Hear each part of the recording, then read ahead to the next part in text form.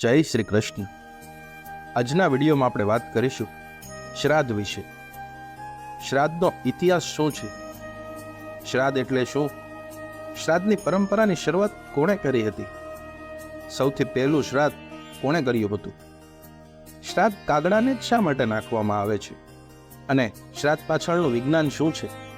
એ સર્વ બાબતની વાત આપણે આજના વિડીયોમાં કરીશું। તો કરીએ વિડીયોની શરૂઆત।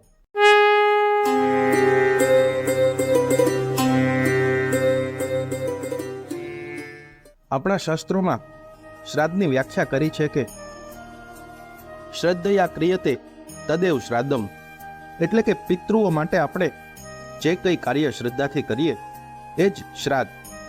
શ્રાદ્ધમાં શ્રદ્ધા હોવી જરૂરી છે।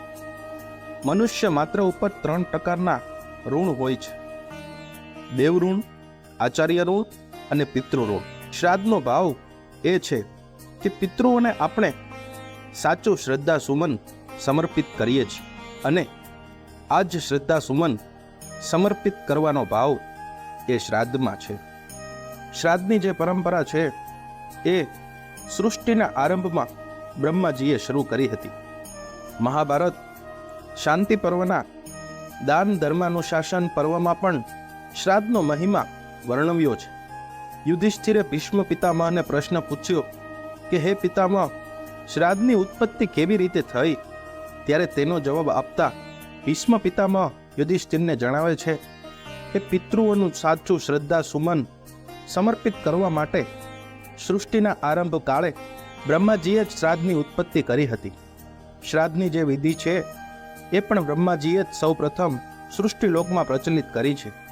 બ્રહ્માજીએ સૃષ્ટિલોકમાં ઘોષણા કરી કે પિતૃઓને પિંડ દાન એ શ્રાદ્ધ દ્વારા આપી શકાશે।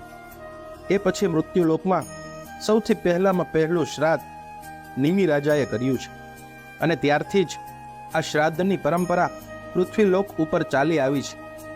શ્રાદ્ધ મૃત્યુલોકમાં પણ થાય છે। વળી અમુક તિથિઓમાં એના સમયે શ્રાદ્ધ કરવાનું એ વિશિષ્ટ ફળ મળે છે, જેમ કે ભાદરવા માસ આખો મહિનો કે જેમાં શુક્લ પક્ષ એટલે કે સુદ એ દેવોનો ગણાય, અને કૃષ્ણ પક્ષ એટલે કે વદ એ પિતૃઓનો ગણાય છે।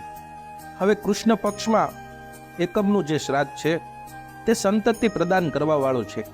આ શ્રાદ્ધ જે વ્યક્તિ કરે તેને પિતૃઓની કૃપાથી વંશ વૃદ્ધિ પ્રાપ્ત થાય છે। અમાવસ્યાનું શ્રાદ્ધ તે સર્વ મનોકામના પૂર્ણ કરવા વાળું શ્રાદ્ધ છે। શ્રાદ્ધ પક્ષમાં કાગવાસ નાખવામાં આવે છે, તેનું પણ ખાસ મહત્વ છે। આપણા પુરાણોની દ્રષ્ટિએ જોઈએ તો કાગડાનું આયુષ્ય આશરે 200 વર્ષનું છે, એટલે કાગડાએ આપણા પૂર્વજોને જોયા છે એમ માનવામાં આવે છે। તેથી વાસ નાખવાનો મહિમા છે, અને ભાદરવા મહિનામાં જ કાગડાની પત્ની એટલે કે કાગડી સગર્ભા બનતી હોય છે। આ કાગડીને પૂરતું અન્ન મળી રહે અને એ તૃપ્ત થાય એના માટેની આ ઋષિ મુનિઓની એક વ્યવસ્થા છે કે પિતૃઓના માધ્યમથી પણ પક્ષીઓ તૃપ્ત થાય। વળી શાસ્ત્રોમાં એવો પણ એક મત છે, માન્યતા છે કે કાગડાના ચરકમાંથી વટ વૃક્ષ અને પીપળાના વૃક્ષનું સર્જન થયું છે। એમાં પણ ખાસ કરીને પીપળાનું વૃક્ષ એ બધા વૃક્ષોમાં સૌથી વધારે ઓક્સિજન આપવાવાળું વૃક્ષ છે। તેથી આ એક વ્યવસ્થા છે કે ઓક્સિજન પણ સારી રીતે પૃથ્વી પર જળવાઈ રહે અને પક્ષીઓ પણ તૃપ્ત થાય। શ્રાદ્ધમાં દૂધપાક કે ખીર ખાવાનું મહત્વ છે। ભાદરવા મહિનામાં કૃષ્ણ પક્ષથી આરંભી અને શરદ પૂર્ણિમા સુધી આપણે ત્યાં દૂધ સેવનનું મહત્વ એટલા માટે છે કે આયુર્વેદની રીત જોઈએ તો એસિડિટી જેવા રોગોનો પણ નાશ એ દૂધથી થાય છે। વિષ્ણુ પુરાણ અનુસાર દૂધપાકનું ભોજન એ પિતૃઓને તૃપ્ત કરવા વાળું છે।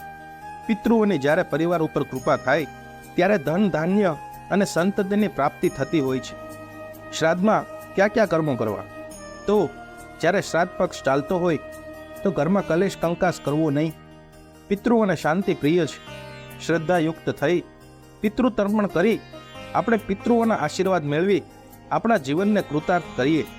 ધર્મ સિંધુમાં એમ કહેવામાં આવ્યું છે કે શ્રાદ્ધ કરવાથી 2000 વર્ષ સુધી પિતૃઓને સદગતિ પ્રાપ્ત થાય છે।